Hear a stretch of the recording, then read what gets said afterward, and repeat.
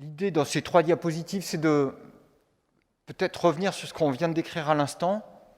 Nous, la feuille de route qu'on souhaite se fixer pour la médecine générale et pour les soins primaires de façon plus large, elle retrouve les conclusions qui étaient celles de l'Assemblée nationale et du Sénat là, en juin dans un rapport qui disent qu'il faut probablement qu'on soit dans un écosystème qui se parle. Et à l'instant, on discutait les interactions au ministère de la Santé, Messery. Nous, on a besoin d'une seule feuille de route, la même, dans laquelle se retrouvent l'ensemble des acteurs, à l'échelon ministériel, bien sûr, ministère de la Santé, Messery, dans nos environnements locaux, universités, CHU, INSERM, MSPU, réseau d'investigateurs.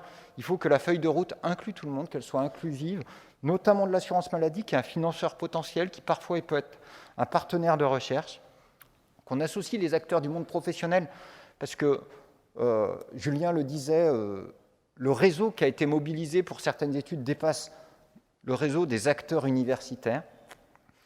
Et donc cette feuille de route, il faut qu'on sache la mettre sur le papier. On est en train de travailler à la rédiger avec un certain nombre d'acteurs, mais il faut qu'elle soit partagée. C'est probablement un enjeu déterminant pour les années qui viennent. Un autre sujet sera de trouver un lieu où on se fédère, tous ces acteurs, avec un objectif commun, développer la recherche en soins primaires. Et on sait que pour le cancer, qui est une grande cause nationale, il y a une entité qui structure les appels d'offres en cancérologie. On a une structure comme l'ANRS-MIE sur la question des maladies infectieuses émergentes. Il se trouve que l'Assemblée nationale, comme le Sénat, disent que ces structurations thématiques sont tout à fait performantes pour coordonner les acteurs et qu'elles sont à reprendre et à modéliser pour l'avenir. Pour les soins primaires, on est en demande et on pourra se structurer d'autant mieux qu'on aura une structure pour se regrouper, qui trouvera un nom qui peut être un nom barbare comme un ITMO de soins primaires, qui peut être un autre nom, mais il faudra probablement qu'on ait une structure comme ça qui nous permette de nous rassembler. La dernière question concerne le financement. C'est évidemment une excellente nouvelle que cette année, on ait pu bénéficier de 10 millions d'euros sur la recherche en soins primaires. Ça n'a jamais eu lieu. Sur la première diapositive, Mathieu décrivait comment il y a un effet un peu exponentiel finalement sur le financement qui nous est accordé. Le fait que ce soit renouvelé en 2022 est évidemment quelque chose de très important pour la pérennité de nos investissements sur ces sujets. Après, l'OMS a proposé une grille de lecture en spécifiant de façon très explicite, il faudrait que dans tous les pays du monde, on ajoute dans le financement des soins primaires un montant correspondant à 1% supplémentaire du PIB.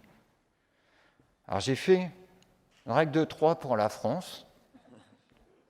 Notre PIB national est à 2300 milliards d'euros. 1% pour les soins primaires, en plus dans le système, c'est 23 milliards. Il faudrait qu'on trouve une règle de 3 pour dire combien on pense que c'est approprié d'affecter à la recherche en soins primaires. Si on dit que c'est 1% des 1% qui vont vers les soins primaires, que 99% vont vers le soin et 1% sur la recherche en soins primaires, on aurait 230 millions d'euros.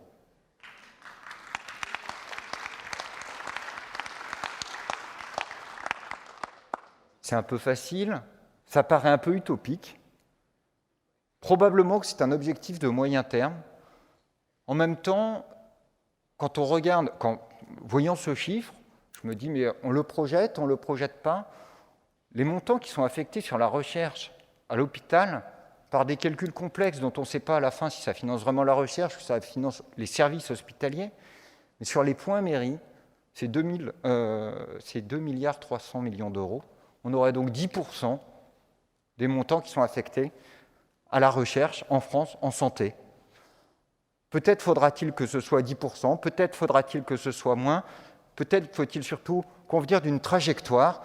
Ce qui est sûr, c'est qu'avec 10 millions aujourd'hui, c'est une grande marche, mais qu'une certaine cohérence serait de projeter beaucoup dans la durée. Bonne fin de congrès.